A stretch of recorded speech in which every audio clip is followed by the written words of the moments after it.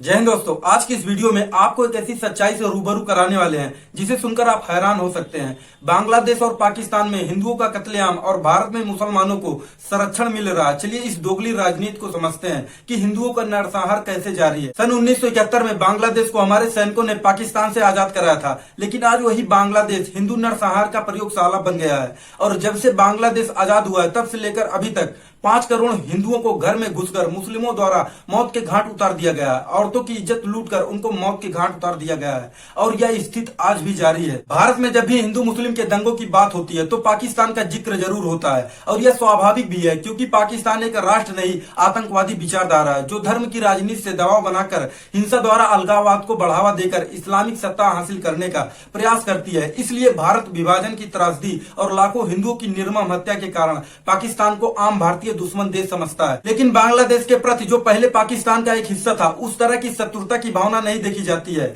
जबकि सच्चाई यह है कि भारत विभाजन से पूर्वी पाकिस्तान से बांग्लादेश बनने और उसके आज तक पाकिस्तान की तुलना में वहां हिंदुओं पर कहीं ज्यादा अत्याचार हुआ और नरसंहार किया गया और आज भी यह जारी है। लेकिन बांग्लादेश के प्रति जो पहले पाकिस्तान का एक हिस्सा था, उस तरह की शत्रुता की भावना नहीं देखी जाती। जबकि सच्चाई यह है कि भारत विभाजन से पूर्वी पाकिस्तान से बांग्लादेश बनने और उसके बाद आज तक पाकिस्तान की तुलना में वहां हिंदुओं पर कहीं ज्यादा अत्याचार हुआ और नरसंहार किया गया। 4 नवंबर 1972 को स्वीकार किए गए संविधान में बांग्लादेश ने खुद को धर्मनिरपेक्ष समाजवादी लोकतांत्रिक देश घोषित किया था। लेकिन बांग्लादेश ज्यादा दिनों तक एक धर्मनिरपेक्ष राष्ट्र नहीं रहा और 7 जून 1988 को उसने खुद को एक इस्लामिक राष्ट्र घोषित कर दिया। लेकिन हमारा भारत धर्मनिरपेक्ष समाजवादी सेकुलर देश 75 साल से है, लेकिन हमारे हिंदू भाई की एकता न होने के कारण हमारा देश हिंदू राष्ट्र अभी भी नहीं बन पाया है। ईसाइयों और मुस्लिमों द्वारा हिंदू धर्म को परिवर्तित किया जा रहा है। हमारा हिंदू सेकुलर बन के सोया है, लेकिन हिंदू लोग चाहे तो डंके की चोट पर हिंदू राष्ट्र बना सकते हैं। चलिए एक सच्चाई और आपको बताते हैं जो आपको सोचने पर मजबूर करेगी। मानवाधिकार के लिए काम करने वाले अमेरिका के प्रसिद्ध विद्वान और ढाका से प्रकाशित वीकली ब्लिंट जी के संवाददाता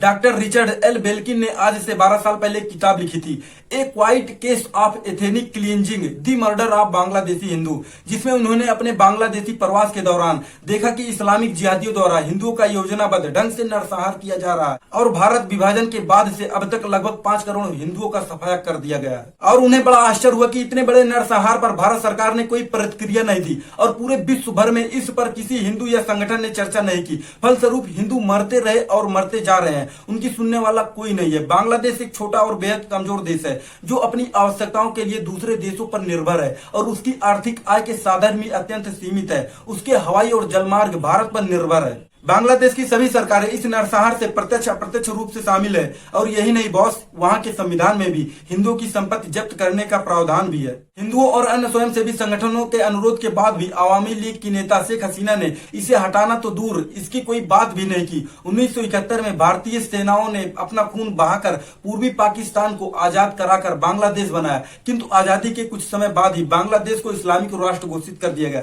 उसके बाद तो हिंदुओं पर अत्याचार की इंतहा हो गई, नरसंहार बेकाबू हो गया। क्या भारत ने बांग्लादेश को इसीलिए आजाद कराया था? आजादी के समय 1947 में पूर्वी पाकिस्तान की जनसंख्या में हिंदू 1/3 थे, जो 1971 में बांग्लादेश बनने तक 20% रह गए। 30 साल बाद 2001 में हिंदू का प्रतिशत 10% से भी कम हो गया। 2011 की जनसंख्या में 8% से भी कम हो गया। 2022 में अभी आधिकारिक आंकड़े उपलब्ध नहीं है, किंतु सरकारी अनुमानों के अनुसार हिंदुओं की जनसंख्या 5% से भी कम हो गई है। न्यूयॉर्क स्टेट यूनिवर्सिटी के प्रोफेसर सचिव दस्तीदार ने आंकड़े इकट्ठा करके बताया कि बांग्लादेश में लगभग 5 करोड़ हिंदू लापता है, यानी उनका सफाया कर दिया गया है, मार दिया गया है। एक और डॉक्टर हुए हैं जिनका नाम है बेनकिन ने हिंदुओं के इस नरसंहार के मामले को कुछ अमेरिकी सांसदों के साथ साझा किया और विश्व के तमाम मानवाधिकार संगठनों और हिंदू संगठनों को भी सूचित किया, लेकिन किसी ने इस मुद्दे को गंभीरता से नहीं लिया। अमेरिकी सांसदों ने उल्टा प्रश्न किया कि हिंदू के नरसंहार पर जब हिंदुस्तान चुप है तो कोई क्या करे इसमें। डॉक्टर बेनकिन ने 16 जुलाई 2020 को विधान चंद्र कॉलेज हुगली में दिए गए अपने भाषण में बताया कि बांग्लादेश में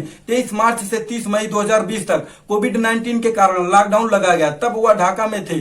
लॉकडाउन में जब सभी को कोरोना वायरस संक्रमण से डरे हुए थे, उन्हें आशा थी ऐसे समय में हिंदुओं की हत्याएं रुक जाएगी, लेकिन आशा के विपरीत 69 दिन के इस लॉकडाउन अवधि में हिंदुओं की हत्याएं, लड़कियों महिलाओं के अपहरण, रेप, संपत्ति पर कब्जा, लूटपाट और धर्मांतरण होते रहे। उन्होंने दुख प्रकट करते हुए कहा, यह हिंदुओं को निर्णय लेना है कि अपने भाइयों को बचाना है या मरने देना है। बांग्लादेश में एक तरफ जहां हिंदुओं का सफाया किया जा रहा है, वहीं सरकार प्रायोजित कार्यक्रम से बांग्लादेशी नागरिकों को अवैध रूप से भारत की सीमा में प्रवेश कराया जा रहा है। यह धंधा दशकों से चला आ रहा है, लेकिन सीमा पर बांग्लादेश राइफल्स द्वारा तनाव उत्पन्न करने या बांग्लादेश सरकार की अनुमति की प्रतीक्षा में दशकों से इस योजना को पूरा नहीं किया जा सका है। भारत जैसे विशाल देश के लिए इससे ज्यादा दुर्भाग्यपूर्ण और शर्मसार करने वाली बात कोई नहीं हो सकती है। हद तो यह है कि बांग्लादेश से अवैध घुसपैठ कराने में भारतीय सीमा पर तैनात सुरक्षा बल भी लिप्त है। बताया जा रहा है कि कोई भी बांग्लादेशी 2000 रुपए देकर सीमा पार कर भारत आ सकता है। कुछ समय पहले बांग्लादेश ने बर्मा के रोहिंग्या मुसलमानों को अपने यहाँ शरण देकर पूरे विश्व में वाहवाही लूटी थी।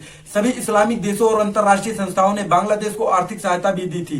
बांग्लादेश सरकार का विश्वास यह सभी रोहिंग्या शरणार्थी देर सवेर बांग्लादेश से भारत चले जाएंगे, ऐसा अनुमान बांग्लादेश ने लगाया था और हुआ भी यही, जिससे बांग्लादेशी सरकार ने उनकी बहुत मदद की। आज भारत के हर बड़े शहर में रोहिंग्या और बांग्लादेशियों की बस्तियां देखी जा सकती है। नैतिक गिरावट के आखिरी पायदान पर खड़े ज्यादातर राजनीतिक दल इन्हें समर्थन दे रहे हैं। भारत का भ्रष्ट तंत्र इन्हें सीमा पार से लाकर पूरे देश में बसाने की तैयारी चल रही है और उनके दस्तावेज जुटाने और उनके आधार कार्ड बनाने का काम चंद पैसों में हो जा रहा है। अफसोस इस बात की है, बांग्लादेश में बच्चे को यह बात मालूम है कि सारे रोहिंग्या भारत जाएंगे, लेकिन भारत सरकार जरा भी सतर्क नहीं है और देश की खुफिया एजेंसियों को भनक भी नहीं लगी है। बांग्लादेश में हिंदुओं के नरसंहार, धर्मांतरण और बांग्लादेशी मुस्लिमों का अवैध तरीके से भारत में प्रवेश कराया जा रहा है। एक बहुत बड़ी इस्लामिक रणनीति का हिस्सा है, जिसका अंतिम लक्ष्य भारत पर इस्लाम का शासन कायम करना है।